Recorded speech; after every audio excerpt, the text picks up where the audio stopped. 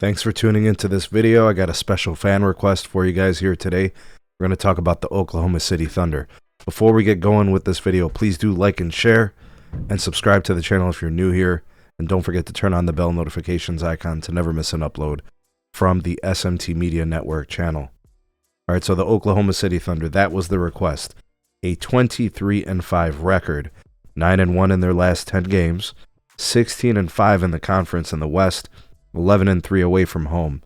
This team is hot. 2-0 versus the Clippers. They split against the Nuggets. 2-0 against the Warriors. Important wins against the Mavericks and the Rockets as the most notable ones. But what's really characteristic, what's kind of, I guess, been a hallmark of their season has been this man right here. And we're going to talk more about him later. But the coach, who I believe his last name is pronounced Daganot.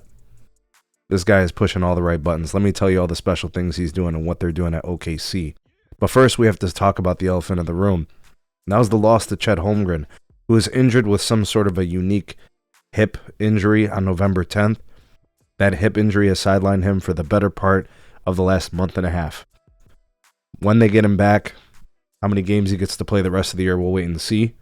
But this man was averaging 16-9-2 on 50% shooting.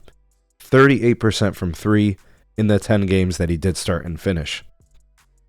We're talking about a guy who averages a steal and almost 3 blocks a game. So a defensive force, obviously, with his range, at his height, he really is a very, very impactful player. I mean, they only lost one time, I think, in all the games that he started and finished. Without Chet, though, the Thunder are 14-4, with a 78% win percentage without Chet. For perspective, the Rockets are a 69% winning percentage on the year, the Celtics 73%, and the league-leading Cavaliers at 87%. So these Thunder continue to find ways to win, even without one of their star players. Which brings us to this man, SGA, Shai Gilgeous-Alexander, averaging 36-6, along with 2 steals and a block, with less than 3 turnovers a game on average. This man is leading that team. By example, his leadership is clearly evident. Jaylen Williams has stepped up. Jaylen Williams has been a huge impact maker on this team, averaging 22-6-5, also averaging 2 steals and a block, with just around 2 turnovers a game. He has been an astonishing productive player and, taking advantage of the opportunity given the huge shoes that are left unfilled by Chet Holmgren. And there have been other notable kind of impact players. I would say that Hartenstein has been a huge impact for them, averaging 13, 13, and 4 on a steal and a block defensively. You're also getting contributions defensively and timely shots from guys like Lou Dort and even sometimes Alex Caruso. But really, what this all boils down to is you've got the leadership of SGA. You've got the consistency in the production coming from him, along with Jaylen Williams, stepping up and producing. The OKC Thunder are a really, really good team, even without Chet Holmgren. The supporting cast is playing well with their expanded roles. They've got ball movement. They're getting quality looks. Their defensive effort is second to none.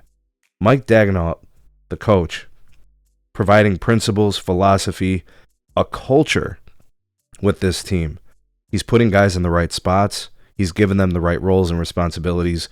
It's all about timing with these guys. Guys are just running with their expanded roles, gaining experience. It's creating depth on their team. And slowly but surely, this team has learned how to play without Chet. And at some point, Chet comes back. And that team is going to be seasoned and fully capable. And they don't even have to rush Chet back. Think about it. All these guys have played all these games without him. So you can slowly, whenever the timing is right, reintegrate Chet back into the lineup. Guys, when I look at the numbers at the OKC Thunder, this is a team that doesn't have any fancy statistical team ranks when it comes to offense. They are doing absolutely nothing special offensively. They're 11th in total scoring and offensive efficiency. They're 8th in fast break points. That's the highlights of their offense so far this year, without Chet, an important part of their offense. But they are 4th in blocks per game, 1st in steals per game, number 1 in scoring defense, number 1 in opponent field goal percentage, and number 2 in opponent three-point percentage. They are fierce defenders, very willing and capable. And the most important thing, they are taking care of the ball. Number 1, least amount of turnovers per game in the league at just under 12 a game. Folks, this team is well coached. They have leadership. It's a sustainable methodology to get wins. When they get Chet back, it's going to be a huge boost to their offense. And it's also going to make their defense even better.